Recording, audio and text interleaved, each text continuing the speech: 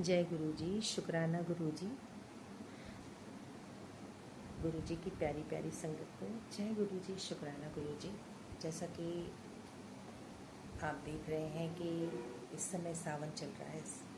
हमारे भोले बाबा जी का बड़ा ही पावन त्यौहार है, बहुत ही पावन दिन है और मन को शांति देने वाला है। तो संगत जी, मैं एक छोटा सा सत्संग आपके सामने शेयर करना चाहती हूँ। अगर आपको अच्छा लगे तो आगे बढ़ाइएगा, लाइक करिएगा, शेयर करिएगा। तो मैं सत्संग सुनाती हूँ आपको कि एक बालक होता है, एक बच्चा होता है, तो वो एक सत्संग में जाता है। सत्संग में जाता है तो सत्संग की महिमा क्या है, सत्संग की महिमा क्या है, वो चीज़ इसमें बताई गई कि एक सत्संग होता है, उसमें बालक जाता है और सत्संग में उसने राम के नाम की महिमा को जाना, राम के नाम की महिमा को जाना।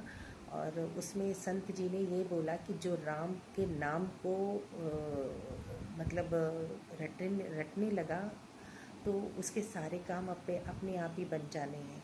मतलब उसमें आपको सही दिशा वो खुद दिखाएंगे, ये सब करना। तो उस बच्चे ने उस चीज़ को एक्सेप्ट करा और वो सुबह शाम रात दिन बस यही रटता रहा, राम राम राम राम करते।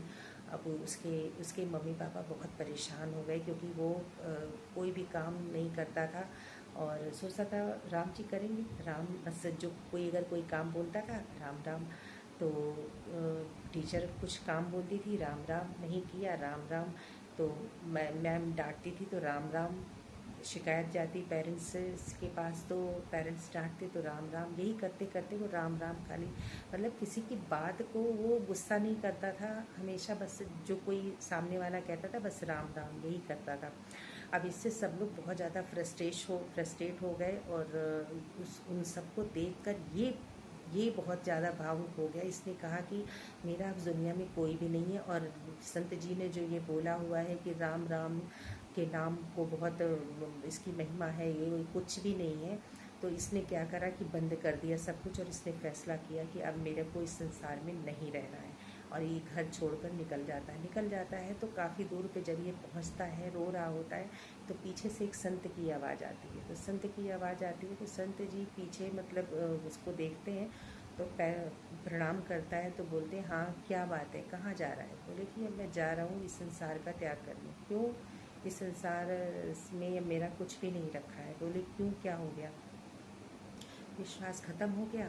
बोले कि विश्वास पहले था पर अब नहीं रहा। बोले कि क्यों नहीं रहा? कहीं बस नहीं रहा, कहीं कहीं जिस जबान से नाम लेता था उस जबान को बाहर निकाला। तो इसके बाद उन्होंने उस जबान को ब्लेस कर दिया। बोले अब तू जब नाम लेगा तब तक तेरे को आगे तरक्की ही मिलेगी, कामयाबी ही मिलेगी, तो चिंता मत कर। तो इसके बाद जो है वही बच्चा साधु बना, संत बना, कवि बना, मतलब कि बहुत बड़ी तरक्की उसने करी उस साधु के ब्लेस करने से। तो कहते हैं कि ब्लेसिंग में बहुत ताकत होती है। जब तक आपको आशीर्वाद नहीं मिलता किसी चीज़ का तब तक आप आगे नहीं बढ़ सकते। आप नाम बेशक लोगे लेकिन जब तक कोई गुरु आपका नहीं है, इसीलिए गुरु बनाना बहुत ज़रूरी है। अगर आप गुरु नहीं बनाओगे तो कुछ भी नहीं हो सकता, आप कितना भी कुछ कर लो। जब तक गुरु नहीं रहेगा तब तक आप कितना भी कुछ भी कर लो, आपको उस तरीके की कामयाबी नहीं मिलेगी। तो संगत जी हमेशा जो है क्या बोलते हैं, गुरु के अटैचमेंट में रहना चाहिए, उनका नाम लेना चाहिए, उनका सिमरन करना चाहिए और गुरु जी की ब्लेसिंग आप सब के लिए है।